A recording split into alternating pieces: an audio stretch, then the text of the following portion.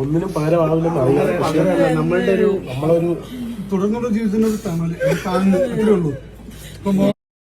തുടർന്നുള്ള ജീവിതത്തിന് ഈ ഒരു പണം എത്രമാത്രം സഹായമാവുമെന്ന് നമുക്കറിയത്തില്ല. എന്നാൽ പോലും കേരളത്തിൽ ഇങ്ങനൊരു വിഷയം സംഭവിച്ചപ്പോ ആദ്യമായി കേരളത്തിലെ ജനങ്ങൾ ഒന്നടങ്കം ഒരു പുരുഷന് വേണ്ടിയിട്ട് സംസാരിക്കുന്ന ഒരു ദിവസമായിട്ടാണ് എനിക്ക് തോന്നിയത്. അതിലും ചില പുഴുക്കൾ കാണും, അവരെ ശ്രദ്ധിക്കണ്ട. ഈ രാഹുൽ ഈശ്വർ എന്ന് പറയുന്ന മനുഷ്യൻ ഈ പറഞ്ഞ മെൻസ് കമ്മീഷൻ വരണമെന്ന് പറഞ്ഞ് ഒരുപാട് സംസാരിച്ചപ്പോ, ചർച്ച ചെയ്തപ്പോ ഒരുപാട് ആൾക്കാർ കളിയാക്കി, ഒരുപാട് ആൾക്കാർ ചിരിച്ചു കാണും. അയാൾ ജയിലിൽ പോയപ്പോ ഒരു ഫേക്ക് ആയിട്ടുള്ള അലിഗേഷനിൽ അയാൾ ജയിലിൽ പോയെ നമുക്ക് എല്ലാവർക്കും അറിയാം. അയാൾ ആ സ്ത്രീയുടെ പേര് പറഞ്ഞിട്ടില്ല. എന്നാൽ പോലും അയാളുടെ വായ അടപ്പിക്കണമെന്ന് ആർക്കെങ്കിലും ഒക്കെ ആഗ്രഹം കാണും. അതുകൊണ്ടായിരിക്കാം ഈ പറഞ്ഞ ഇൻസിഡന്റ് അദ്ദേഹത്തിന്റെ ജീവിതത്തിൽ വന്നപ്പോ എല്ലാരും ചിരിച്ചത്. ഇന്ന് ഒരു പുരുഷൻ ഒരു അപകടം സംഭവിച്ചപ്പോ ആ പുരുഷന് വേണ്ടിയിട്ട് സംസാരിക്കാനും അത് മുഖ്യധാര മാധ്യമങ്ങളിൽ ചർച്ച ചെയ്യാനും കേപ്പബിലിറ്റി ഉണ്ടെന്ന് തെളിയിക്കുകയാണ് ശ്രീ രാഹുൽ ഈശ്വർ.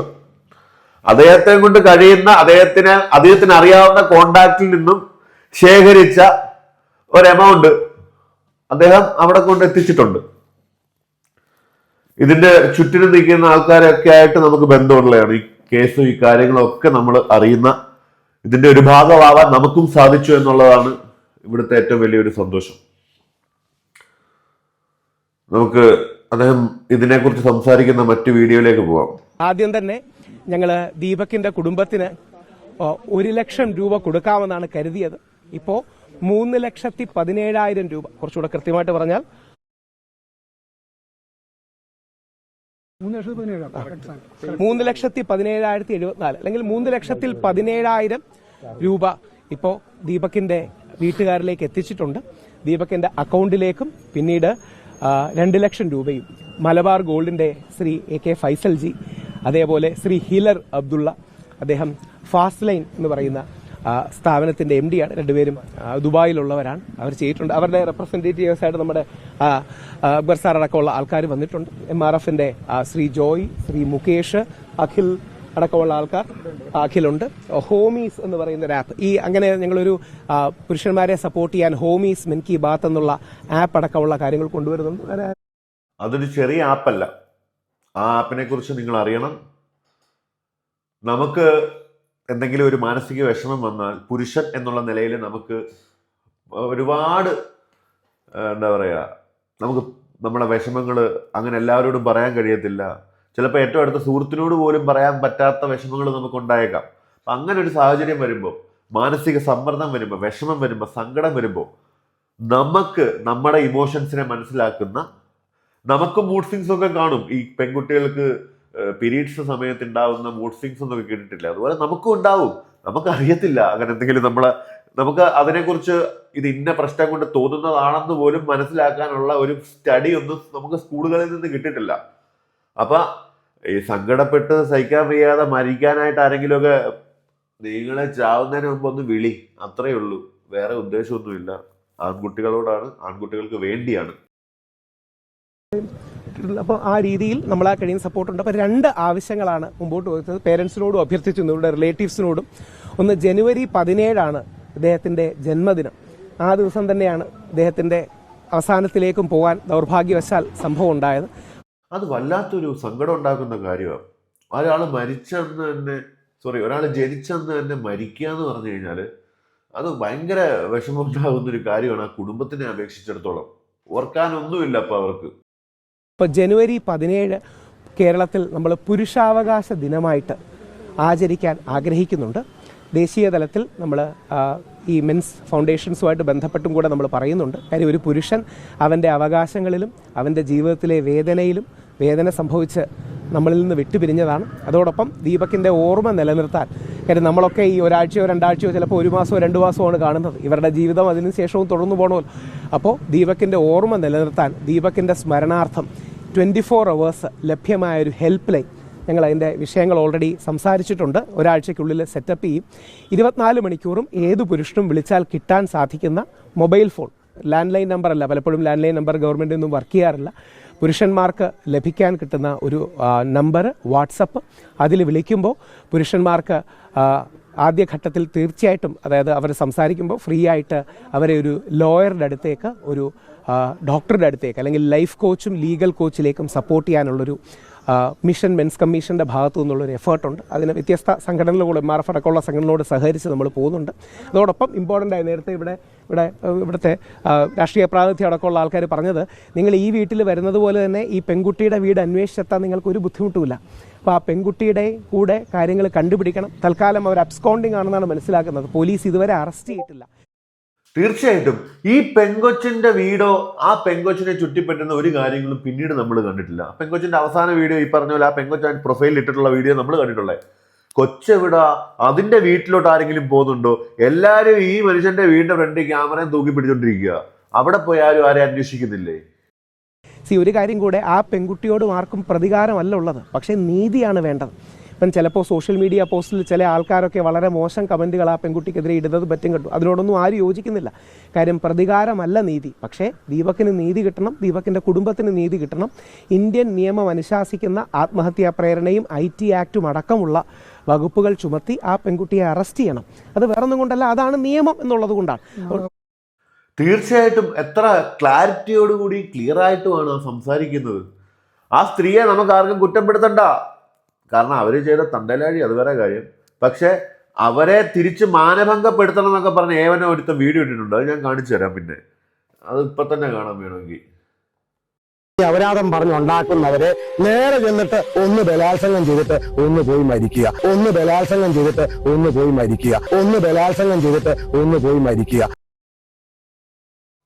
ഇവനെ പോലുള്ള അച്ഛനില്ലാത്തവന്മാർ പറയുന്ന കാര്യങ്ങൾ നമ്മൾ കേൾക്കരുത്. നമ്മൾ ആണുങ്ങളുടെ സൈഡിൽ നിന്ന് മോശമായ പ്രവൃത്തികളൊക്കെ ഉണ്ടാവാറുണ്ട്, ഇല്ലാന്നൊന്നും നമുക്ക് പറയാൻ പറ്റത്തില്ല. പക്ഷേ 100 കാര്യങ്ങളിൽ 90 കാര്യങ്ങൾ നമ്മൾ ചെയ്യുമ്പം 10 കാര്യങ്ങൾ നമ്മൾ ചെയ്യാതെ പെടുന്ന ആൾക്കാരുണ്ട്. അങ്ങനെ ചെയ്യാതെ പെടുന്ന, മനസ്സിന് ഒട്ടും ഉറപ്പില്ലാത്ത, ഒരു സ്ത്രീയുടെ പോലും മനസ്സിന്റെ ഉറപ്പില്ലാത്ത മനുഷ്യന്മാർ ചിലപ്പം ആത്മഹത്യ തന്നെ ഇതുപോലെ ചെയ്യുമ്പോഴാണ് നമ്മൾ സാധാരണക്കാരൻ വന്ന് ഇത്തരത്തിലുള്ള പ്രശ്നങ്ങളിൽ പെട്ടു എന്ന് മനസ്സിലാവുന്നത് പോലും.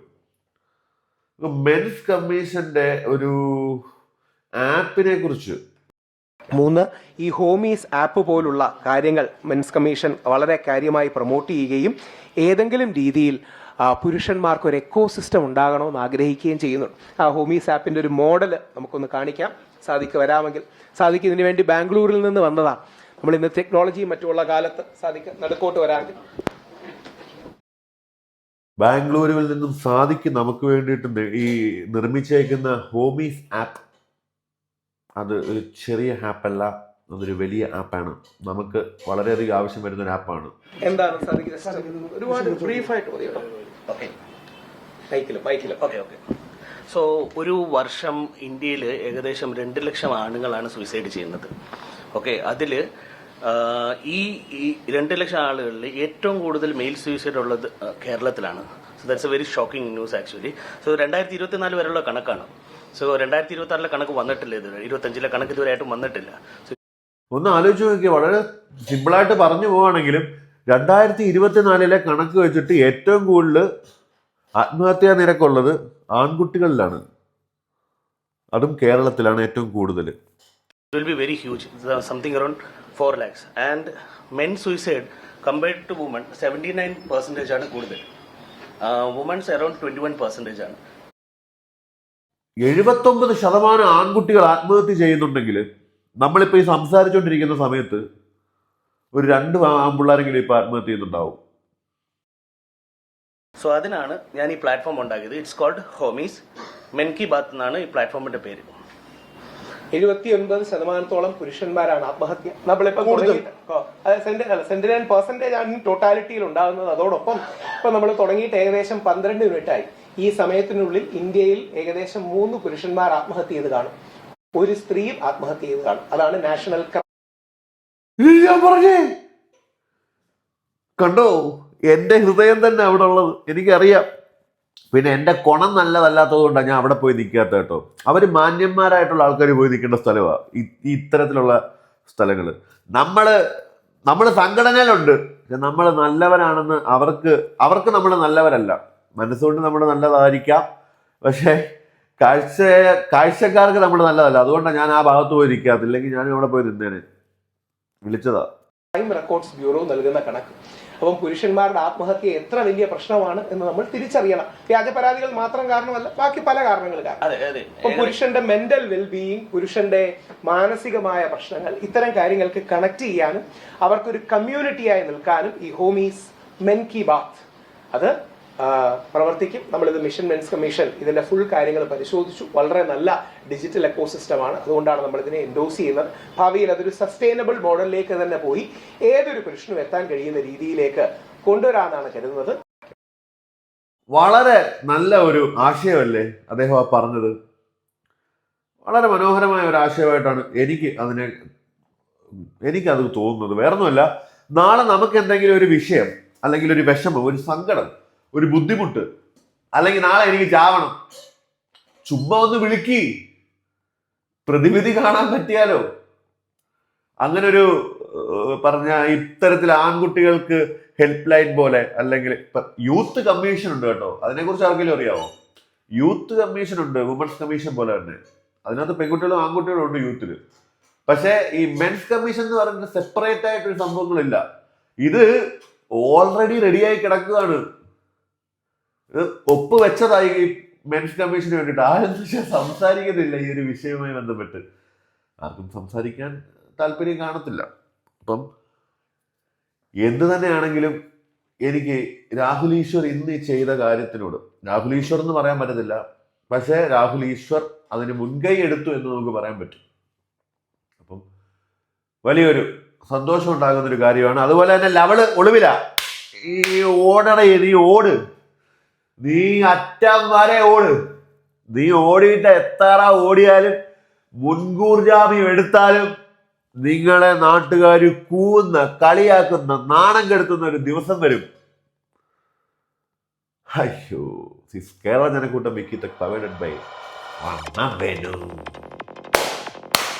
നാളെ മുതൽ വിഷയങ്ങൾ മാറും, സബ്ജക്റ്റുകൾ മാറും. പഴയ കൊടകളും അപരാധങ്ങളുമായി ഞാൻ വീണ്ടും വരും. വീണ്ടും കേരള ജനക്കൂട്ടം ഓർഡർ.